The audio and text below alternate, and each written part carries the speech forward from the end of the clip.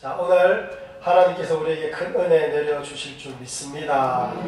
오늘 말씀 제목은 기도하면 역사가 시작된다 라는 제목으로 하나님의 말씀을 함께 나누도록 하겠습니다. 여러분, 사사기 마지막 구절을 여러분과 제가 잘 알고 있습니다. 마지막 구절이 그때 이스라엘의 왕이 없으므로 사람이 각기 자기의 소견에 옳은 대로 행하였더라, 그렇게 말씀하고 있습니다. 여러분, 사사기 시대는 이스라엘의 암흑기라고 할 수 있습니다.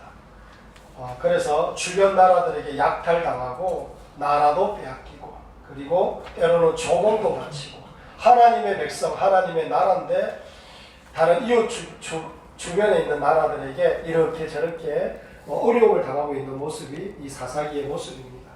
영광스럽던 아브라함과 이삭과 야곱의 축복은 찾기 힘들 정도로 무너진 그런 나라의 모습이 있었습니다. 또한 하나님을 섬기는 것을 점점 잃어가고 있으며 심지어 동족끼리 서로 죽이기도 하는 그런 일들이 사사기 때에 있었던 일이라고 우리는 잘 알고 있습니다. 하지만 사무엘상으로 넘어가면 대단한 사람도 아닙니다. 그냥 여자일 뿐, 한낱 여자일 뿐인 한나라는 여인이 하나님 앞에 기도하기 시작합니다. 그로 인하여서 이스라엘에 다시 하나님의 은혜가 임하기 시작하고 사무엘이 태어나고 그로 인하여 다윗 왕국이 세워지는 그런 놀라운 역사가 시작되더라는 겁니다. 여러분, 이와 같이 메마르고 실패하고 아무리 무너졌다 할지라도 다시금 하나님 앞에 소망을 두고 하나님을 믿고 의지하며 하나님을 바라보며 기도하기 시작하면 하나님께서 역사하여 주시고 은혜 내려주시는 그런 놀라운 일들이 있더라는 겁니다. 할렐루야. 여러분, 오늘날 하나님의 백성들에게 정말로 시급한 일이 있습니다. 그게 뭐냐? 기도하는 일입니다. 많은 그리스도인들이 현실에 막 찌들어 있습니다. 아파하고 있고 예수님을 믿는다고 하면서 이러지도 저러지도 못하는 그런 옴짝달싹하지 못하는 그런 환경에 처해서 여러 가지 고민과 번민과 어려움에 쌓여있는 사람들이 너무나 많습니다. 대책이 없는 사람들이 많습니다. 오늘 느헤미야도 그렇습니다. 여러분, 느헤미야가 우리에게 큰 교훈을 주는데 느헤미야도 대책이 없습니다. 느헤미야도 통곡하고 금식하며 기도하기 시작했는데 대책이 없어서 그냥 저 이스라엘과 나라를 바꾸고 싶고 저 하나님의 영광이 깃든 자리에 다시금 하나님의 영광이 깃들기를 소망하면서 하나님 앞에 대책 없는 모습으로 이 느헤미야가 기도하기 시작하니 그 기도를 하나님께서 들으시고 느헤미야에게 은혜를 주며 이스라엘에게 다시 일어날 수 있는 영광을 허락해 주시더라는 겁니다. 할렐루야.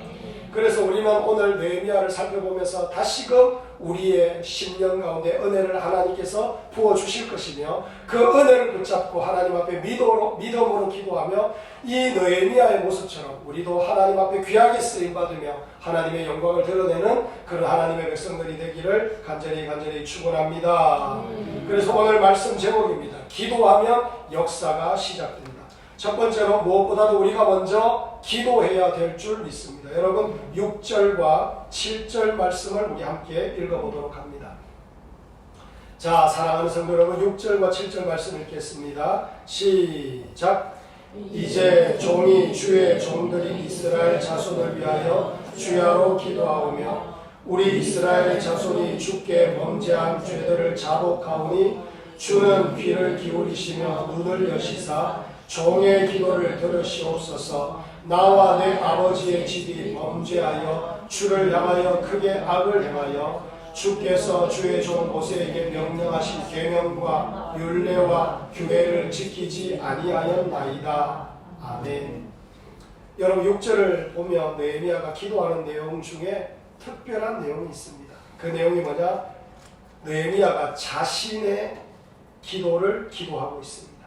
느헤미야는 지금 바사에 있습니다. 바사. 이스라엘이 무너지고 쓰러지게 된 우상 숭배도 느헤미야는 하고 있지 않습니다.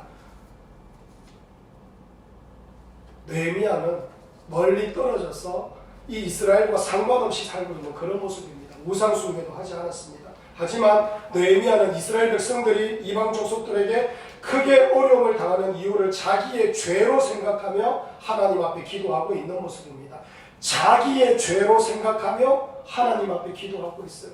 원래 자기와 상관없습니다. 조금도 관계가 없습니다. 그런데 자기의 죄로 생각하며 하나님 앞에 기도합니다. 그래서 나와 내 아버지의 집이 범죄하여 주를 향하여 크게 악을 행하여 주께서 주의 종 모세에게 명령하신 계명과 율례와 규례를 지키지 아니하였나이다. 이렇게 하나님 앞에 자기의 죄처럼 하나님 앞에 기도하고 있습니다. 여러분, 세상에서 제일 능력 있는 기도가 뭐냐면 하나님 앞에 나아가 먼저 회개하는 기도인 줄 알고 있습니다. 느헤미야는 이스라엘 하나님께 범죄한 죄를 자신의 죄라고 고백하며 하나님 앞에 회개 기도하고 있는 모습이다라는 것을 우리는 보게 되는 겁니다.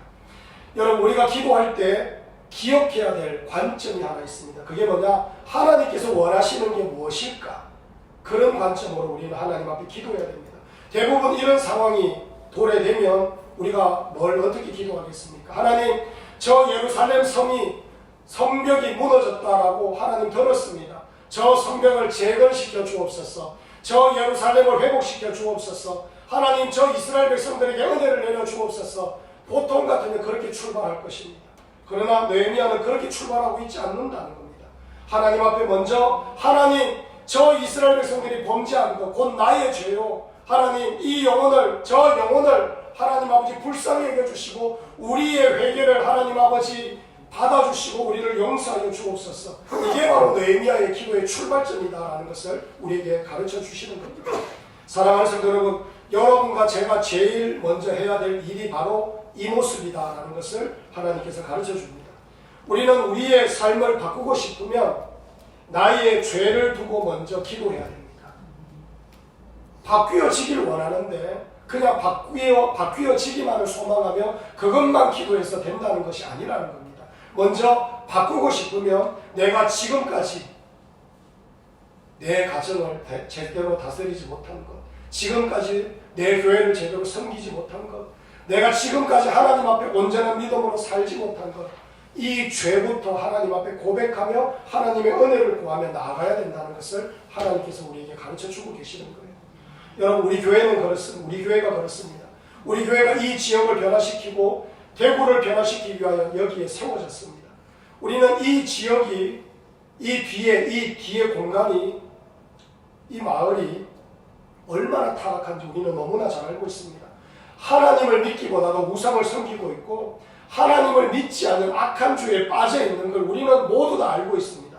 하지만 그 죄를 내 죄라고 여기며 하나님 앞에 통해 자복하며 하나님 앞에 부르짖는 모습이 우리는 많이 없었습니다. 이 지역을 변화시킬 때 여러분과 제가 제일 먼저 해야 될 일은 이 지역의 우상 숭배를 두고 진심을 담아서 하나님 앞에 회개하는 모습이 먼저 있어야 됩니다. 그리고 하나님, 우리가 정말로 그 영혼들을 불쌍히 여기며 복음 전하지 못한 거 하나님 용서하여 주옵소서. 저 영혼들 하나님 아버지 주님께로 인도하기 위하여 수고하고 하나님 아버지 애통해하며 하나님을 소망하며 나아가지 못한 것 하나님 용서하여 주옵소서. 우리가 먼저 그 기도를 하나님 앞에 올려드려야 된다는 것을 하나님께서 우리에게 가르쳐 주고 있는 겁니다. 여러분, 다른 사람의 죄가 아닙니다. 바로 나의 죄 때문입니다 라고 하나님 앞에 애통하며 부르짖는 자들을 통하여 하나님께서는 역사하시고 하나님께서는 새롭게 하시고 하나님께서 회복시켜 주시는 역사가 있다는 것을 우리에게 말씀하고 있는 거예요. 할렐루야. 여러분, 예레미야는 이스라엘을 건져달라고 회복시켜달라고 하나님 앞에 참 많이 기도했습니다. 하나님 긍휼을 베풀어 주옵소서. 그렇게 하나님 앞에 매달릴 때 하나님께서 이렇게 말씀합니다. 예레미야 14장을 보면 이스라엘의 우상 숭배가 너무나 화가 나셔서 하나님께서 예레미야에게 이렇게 말씀합니다. 너는 이 백성을 위하여 복을 구하지 말라. 그들이 금식할지라도 내가 그 부르짖음을 듣지 아니하겠고 번제와 소제를 드릴지라도 내가 그것을 받지 아니할 뿐 아니라 칼과 기근과 전염병으로 내가 그들을 멸하리라. 하나님께서 이스라엘 백성들을 멸하겠다. 우상 숭배하는 저들을 내가 멸하겠다라고 그렇게까지 말씀하셨습니다. 하나님께서 그렇게 멸하겠다라고 말씀할 때 예레미야가 하나님께 기도합니다. 어떻게 기도하느냐면은 여호와여, 우리의 악과 우리의 조상의 죄악을 인정하나이다. 우리가 주께 범죄하였나이다. 주의 이름을 위하여 우리를 미워하지 마옵소서. 주의 영광의 보좌를 욕되게 마옵소서. 주께서 우리와 세우신 언약을 기억하시고 폐하지 마옵소서. 우상 가운데 능히 비를 내리게 할 자가 있나이까? 하늘이 능히 소나기를 내릴 수 있으리까? 우리 하나님 여호와여, 그리하는 자는 주가 아니시니까? 그러므로 우리가 주를 앙망하옵는 것은 주께서 이 모든 것을 만드셨음이니이다. 아멘. 이 예레미야가 하나님 앞에 우리의 죄입니다, 우리의 죄입니다 라고 하면서 그 죄를 자복하며 하나님 앞에 매달리고 있다는 겁니다. 살려달라고 하나님 앞에 부르짖고 있습니다.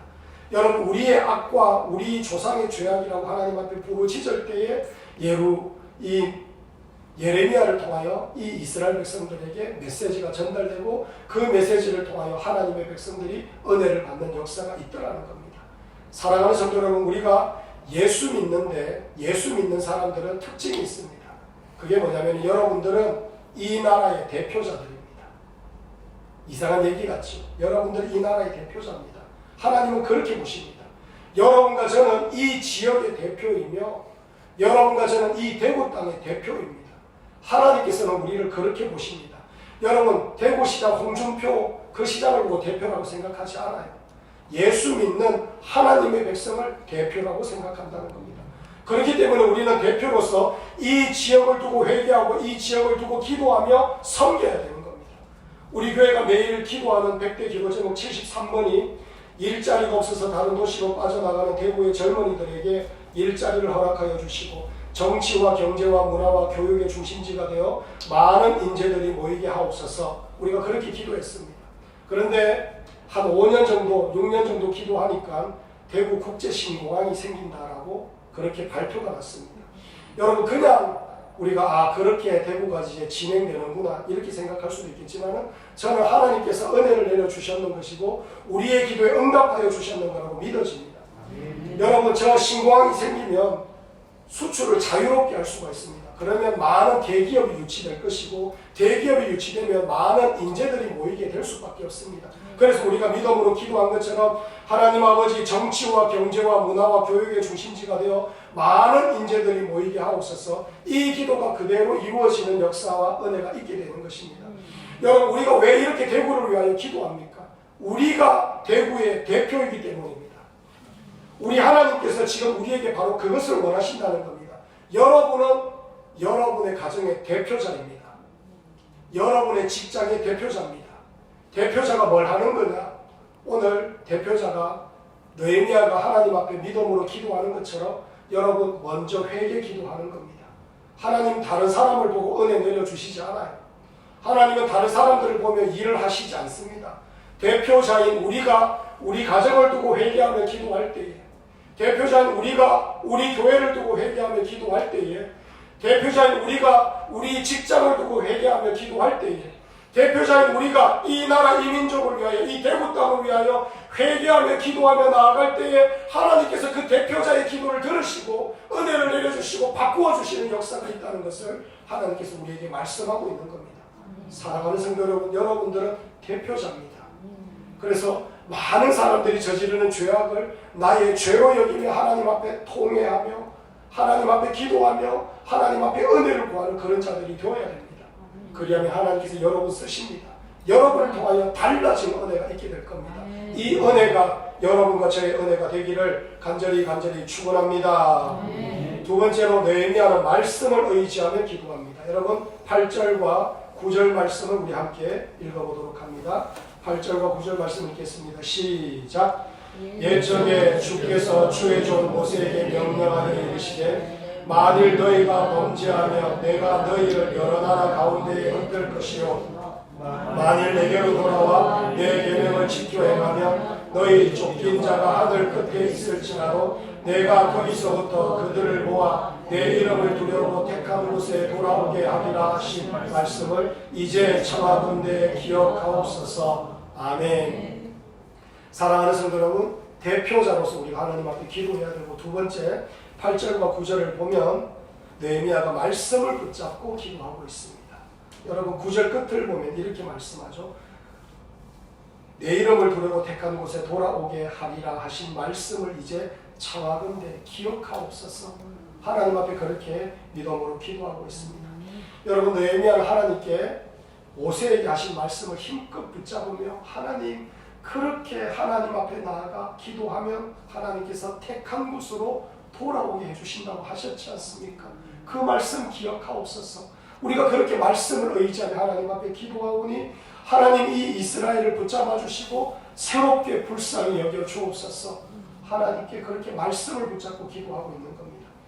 여러분, 느헤미야가 왜 이렇게 하나님의 말씀을 붙잡으며 기도하느냐면 하나님께서 하나님의 백성에게 은혜를 내려 주셔야 회복이 되기 때문인 것입니다. 여러분, 사람이 생각하는 것은 전부 다 나쁜 방법입니다. 사람이 고안해내고 사람이 택하고 사람이 추진하는 방법은 무너지는 방법이며 결국에는 실패하는 방법이 될 수밖에 없습니다. 여러분을 믿지 마십시오. 여러분이 택하고 여러분이 추진하고 여러분이 뭔가를 해보려고 하는 방법은 전부 나쁜 방법입니다. 그걸 알아야 됩니다. 우리는 그것을 인정하면서부터 뭔가를 할 수 있는 사람이 되는 겁니다. 그래서 느헤미야는 오직 유일한 방법인 하나님을 믿고 의지하는 방법을 붙잡고 있습니다. 그게 뭐냐? 하나님의 말씀을 붙잡고 하나님 앞에 기도하는 겁니다. 내 방법이 아니라 하나님께서 주신 말씀을 붙잡고 기도하기 때문에 이 방법이 하나님의 방법인 줄 믿습니다. 이 방법대로 나아갈 때 하나님께서 역사해 주실 줄 믿습니다. 말씀을 의지하며 나아갈 때 하나님의 영광이 임하게 될 줄 믿습니다. 지금 느헤미야가 그걸 고백하고 있는 겁니다. 할렐루야. 사랑하는 성도 여러분, 여러분과 저는 하나님의 일을 해야 됩니다. 교회의 일, 직분을 감당하는 일, 그걸 지금 얘기하는 것이 아닙니다. 우리 삶 속에서 하나님의 일을 해야 되는 겁니다. 그 하나님의 일이 뭐냐? 오늘 말씀처럼 말씀을 먼저 붙잡고 믿는 거예요. 말씀 믿는 거예요. 말씀. 여러분의 가정에서 하나님의 일을 해야 됩니다. 가정마다 어렵고 힘든 일들이 참 많습니다. 이 가정을 건강하게 힘있는 가정, 은혜가 넘치는 가정으로 만들기 위하여 여러분 해야 되는 방법이 여러분들이 노력하는 거 아니에요. 여러분의 방법을 취하면 안 되는 겁니다. 여러분들이 하나님의 약속의 말씀을 믿고 하나님의 방법을 구하는 겁니다. 하나님의 은혜를 바라보며 나아가는 겁니다. 할렐루야. 그것에서부터 출발하는 줄 여러분 믿으시기 바랍니다. 왜냐하면 하나님의 말씀을 붙잡고 믿을 때에 끝까지 갈 수가 있는 겁니다. 무너져도 또 기대를 하며 일어날 수가 있게 되는 겁니다. 말씀은 능력이 있습니다. 할렐루야. 직장에서도 여러분 하나님의 일을 하셔야 됩니다. 사람들 앞에서도 여러분 하나님의 일을 하셔야 됩니다. 하나님의 일이 무엇이냐? 바로 느헤미야가 하는 것처럼 하나님의 말씀을 통하여 시작하는 겁니다. 할렐루야. 이 은혜가 여러분과 제 은혜가 되기를 간절히 축원합니다. 말씀을 믿는 것, 말씀을 신뢰하는 것, 말씀을 따라가는 것, 이것보다 더 큰 능력이 어디에 있겠습니까? 여러분과 제가 그렇게 큰 능력을 가지고 있는 하나님의 백성들이 되기를 간절히 축원합니다. 사랑하는 성도 여러분, 하나님의 말씀을 잡지 않아요. 하나님의 말씀으로 세상이 지어졌습니다. 놀랍지 않습니까? 말씀하시니 세상이 지어졌어요. 여러분, 하나님께서 말씀으로 온 인류를 다스리고 계십니다. 하나님께서 말씀으로 섭리하시고 말씀으로 무엇이든지 이루어 가십니다. 우리 구주 예수님께서 이 땅에 오셨는데 말씀대로 오셨다라고 성경은 말씀합니다. 그렇기 때문에 단 한 구절이라도 하나님의 말씀을 올바로 믿고 따라가면 능력이 되고 권세가 되는 것입니다. 성경을 읽어보면 금방 깨닫는 진리가 있습니다. 여러분, 다윗도 그랬고요, 모세도 그랬고요, 여호수아도 그랬습니다. 이들 모두가 위험했어요. 위기가 계속 있습니다. 도망갈 곳도 없습니다. 그런데 이들이 뭘 했느냐면 자기 재주 발휘하지 않았어요. 자기 능력 믿지 않았어요. 하나님의 말씀의 은혜를 구했고 말씀을 붙잡았고 말씀을 사모했고 말씀을 기대했고 말씀하신 하나님을 의지하며 따라갔습니다.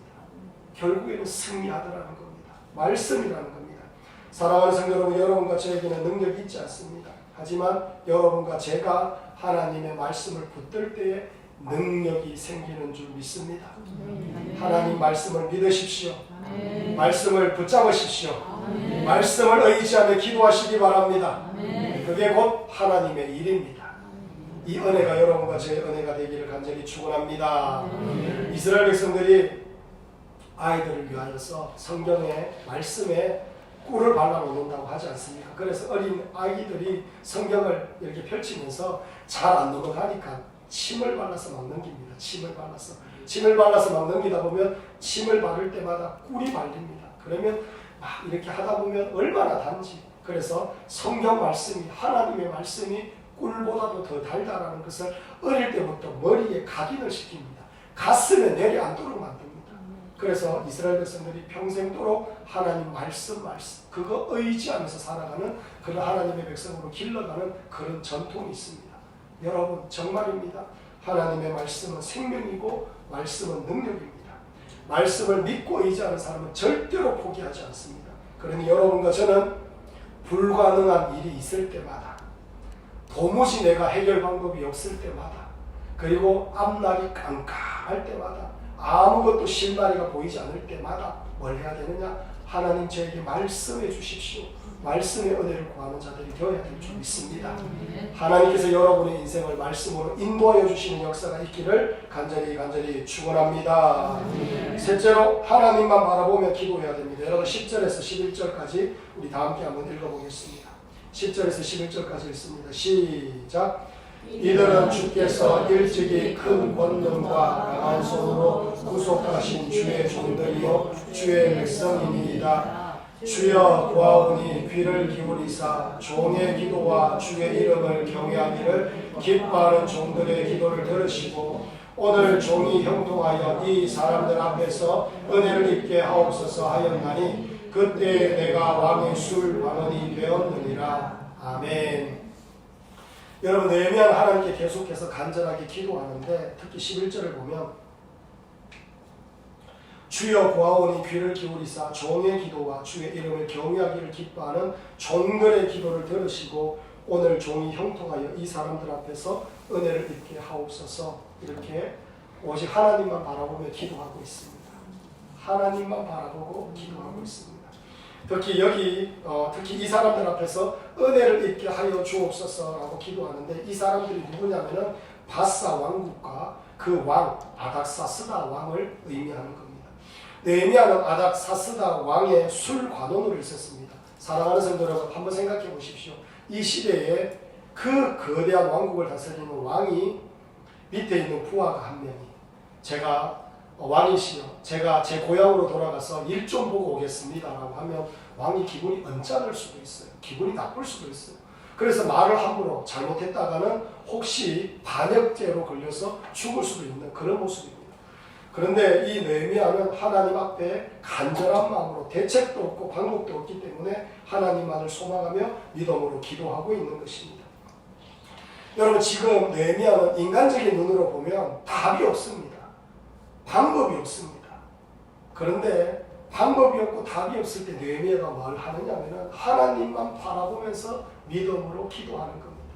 하나님만 바라보면서 믿음으로 기도하니 나중에 여러분 뒤를 보아서 알겠지만은 아닥사스다 왕으로 허락을 받습니다. 허락을 받아서 그 이스라엘 백성들을 이끌고 그 예루살렘으로 돌아가는 그런 은혜가 있게 되는 것입니다. 사랑하는 성도 여러분, 우리가 생각하고 우리가 판단할 것이 아니라 하나님 앞에 방법을 구하는 겁니다. 하나님만을 소망하는 겁니다. 하나님만을 의지하는 겁니다. 하나님의 백성들은 여러분 그렇게 살지요.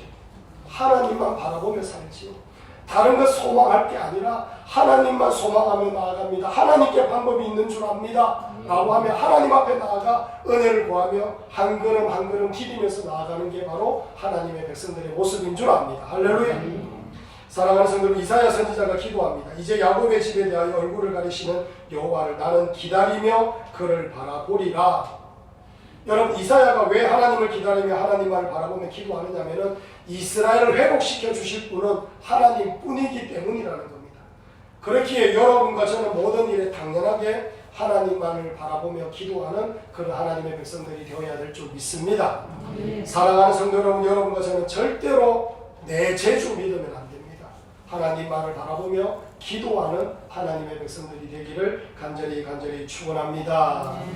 여러분 성경을 보면 우리들의 삶의 모습을 적나라하게 보여주는 그런 내용이 있습니다. 저는 이 성경을 읽을 때마다, 이 부분을 읽을 때마다 꼭 나를 보는 것 같은 생각이 듭니다. 그게 어떤 내용이냐면은 제자들이 밤에 배를 타고 이렇게 가다가 풍랑을 만납니다. 그때 꼭 저와 같은 사람이 한 명 있어요. 풍랑을 뚫고 예수님께서 바다를 걸어서 이렇게 오시니까 베드로가 예수님께 구합니다. 용기 있게 주여 만일 주님이시거든 나를 명하사 물 위로 오라 하소서. 그러면서 용기 있게 주님 앞에 구합니다. 그러자 예수님께서 오라! 라고 그렇게 말씀해 주셨어요. 베드로가 물 위를 걸어서 예수님께로 막 가다가 보니까 바람을 보고 풍랑을 보면서 막 빠져나갑니다. 저는 이 모습이 꼭 내 모습 같습니다. 주변을 보기 시작하는 거예요. 사람을 보기 시작하는 거예요. 시대의 암울한 상황을 보는 거예요. 안 되는 일 보고, 답답한 일 보고, 억울한 일 보고, 그리고 무너진 것을 보면서 한숨 쉬고 낙심하고 낙담하는 그런 모습들이 얼마나 많은지 모릅니다. 그런데 여러분, 그럴 때 주님을 바라보는 하나님의 백성들이 되어야 될 줄 믿습니다. 바람 보지 맙시다. 풍랑도 보지 맙시다. 시대가 어떻니, 사람이 어떻니, 여러 어떤 환경이 어떻니, 우리 그런 핑계 대지 맙시다. 그게 아니라 주님만을 바라보면서 나아가면 주님께서 끝까지 인도하여 주셔서 결국에는 하나님의 영광이 드러나게 만들어 주신다는 겁니다. 할렐루야. 제가 오늘 어떤 글을 읽다가 보니까 이런 말을 하더라고요. 전도가 안 되는 이 시대입니다. 어린아이가 태어나지도 않는 이 시대입니다. 또 아이들이 교회에도 오지 않는 그런 시대입니다. 우리가 어떻게 해야 됩니까? 그러면서 한국 교계를 걱정하는 분이 글을 이렇게 적어놓았는데 글의 결론이 뭐냐면은 답이 없답니다. 답이 없다. 답이 하나도 없더라. 이렇게 마지막 결론을 내고 있습니다.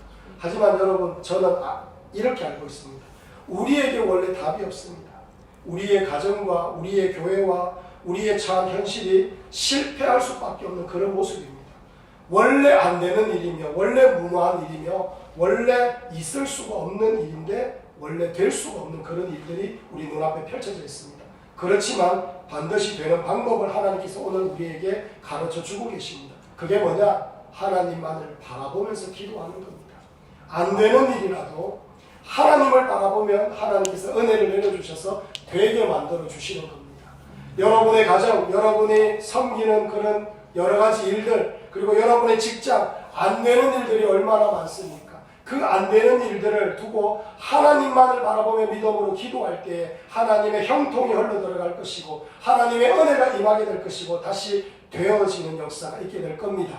저는 우리 컴비대명의 모든 성도들이 이 은혜를 누리기를 간절히 축원합니다.